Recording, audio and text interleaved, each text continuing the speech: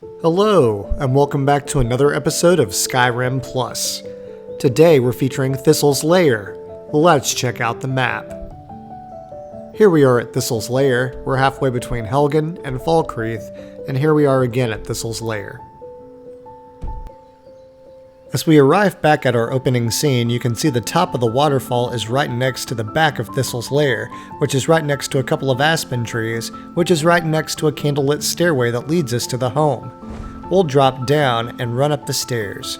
This is in the same spot as Last Ember Lodge, so you'll have to decide between these two. This would go well with Elvenwood. I'll leave my link to my feature on Elvenwood and Last Ember Lodge in the description. Here's a terrific view of your new home. It's a beaut.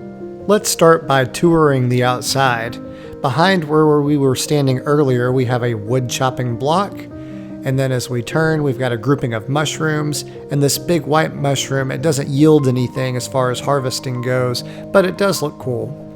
Okay, going to the left side of the home, we have a tanning rack for your smithing needs. And next to that, you have a vegetable garden with some potatoes, cabbage, and leeks, as well as 9 fertile soils so you can plant whatever you want. And then next to that, you've got a grindstone for smithing, and then you have name storage for bones and pelts.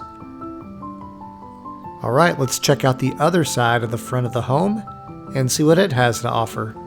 Although I'm featuring a mod available for LE, SE, and AE, this is the port for SE. It will have a couple of bugs in my setup that the LE version doesn't have, but I just wanted to give you that disclaimer.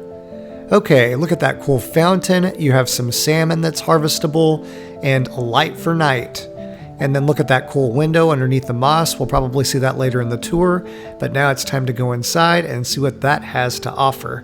Of course, you notice that this first part of the home is a no load door, but there will be a load door later in the home, which is the main part of the home.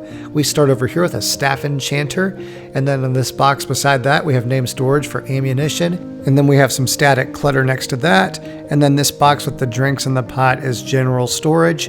That door leads us to the main part of the home, and then this is your anvil for your smithing needs. And then you have name storage for weapons within this barrel that's next to the chest that contains just some general loot. And then this table is actually a workbench. I like this book with the cool illustrations, and then this lamp you can turn on and off for an extra light source. And then you have name storage for smithing materials underneath, like ores and ingots. If you click on these tools, it'll activate your smelter that you can use. And if you don't want to use it anymore, you can actually just click back on that little cot and it puts everything away. That's about it for this section of the home besides some static clutter right there. So we're going to take a little circle around this area and we're going to enter this door that leads to the next part of the home. And as we enter this next section, you have a pretty open floor plan, but we're going to go ahead and take a little spin so we can start by the front door and go from there. And when we face the front door, we're going to go ahead and turn on our travel lantern for a moment just so I can show you some static clutter that's on the wall. Look at that cool orcish armor. That looks really neat. Okay, we're turning our lamp back off for some ambiance. And on the ground, we have some candle-lit thistle on a stone. You have a key storage right next to that, and then if you click on this kindling, it puts out your fire. You can see where the embers are. That's where your fire actually is. So if we click on this kindling again, it reactivates our fire, and we can see everything a little bit better. I'm having a little issue with these chairs. I'm not sure if it's me or a mod issue, but just wanted to let you know. Okay, next we have a cauldron of heartstones for heartstone storage, and of course when you have heartstones you have a staff enchanter, and this first book acts as your staff enchanter. Above that you have name storage for soul gems, and under that I wanted to show you a new Strongbox retexture from Sopa. I really liked it, so I wanted to point it out to you in case you liked it too. And next to our Strongbox we have another book that acts as a custom modeled arcane enchanter, so that's super cool. Above that, there's our circular window from outside by the moss, and underneath that we have a basket for ingredients, and then all of these bottles act as name storage for potions and poisons. And the book above that acts as your alchemical recipe storage, and then the table itself by the knife acts as your alchemy lab. We also have some cool decorative pieces over here too. Look at this Patema skull with the glowing eyes, and this butterfly display looks really neat. And then I haven't figured this one out. So apparently you can click on this area and it removes the thistle and it makes some kind of a noise, and you click again and it puts the thistle back. I haven't cracked the code on this one, so if you figure out what that does, please let us know in the comments. Okay, I'm turning my travel lantern on for just a moment again to show you this game area with some cards on the floor. Looks like you might sit on those pillows to play someone. And then over here, if you click on this basket of rugs, it actually removes that area and leads a stairway down to a pantry. So when we head on down here, you've got some name storage. And we'll start over here on the right side of the room, and it looks like you've got some meat storage, fruits and vegetables. And then next you have your drink storage, and then I think you even have a spot for cooked foods. And as we turn back towards the doorway, that unlit candle can actually be lit too if you want an extra light source. Look at that storage that they have underneath the stairs. That seems like real life.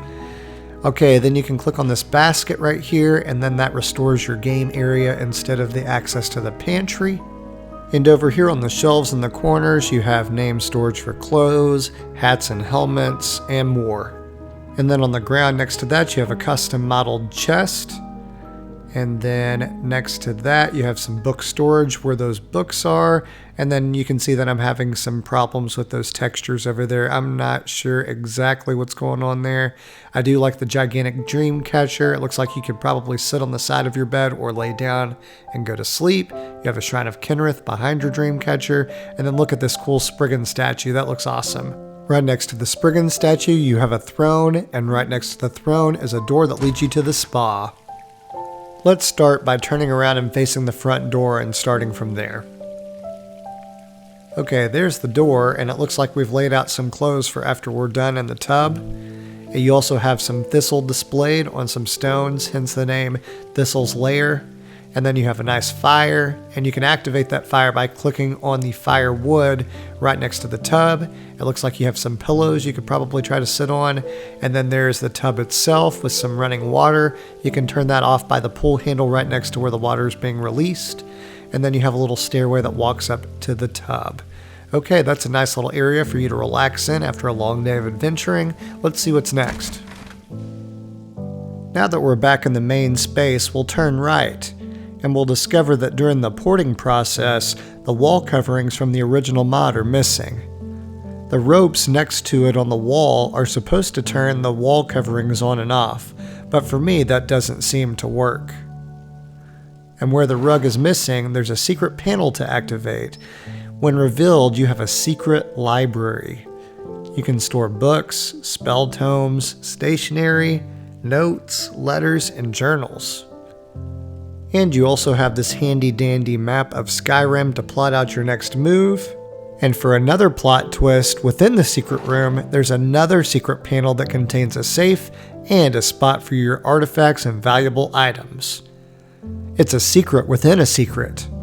A real Dwight Schrute special for you Office fans out there. Now that we've seen everything, let's take one more quick look around. Time for final thoughts. This home has a convenient setting for early game, not too far from Helgen with all expected crafting stations, a staff enchanter, 9 fertile soils, and lots of interactive features. I consider this a solid starter to mid-game home. I hope you enjoyed this one. This concludes our tour of Thistle's Lair. If you enjoyed the show, please click the like button and leave a comment with your thoughts. To see more of my past tours, click the playlist on the top left. To see my future content, click the channel icon on the bottom left to subscribe. And to never miss an episode, click the bell icon to receive notifications of when I post. As always, thanks for watching. I'll catch you on the next episode.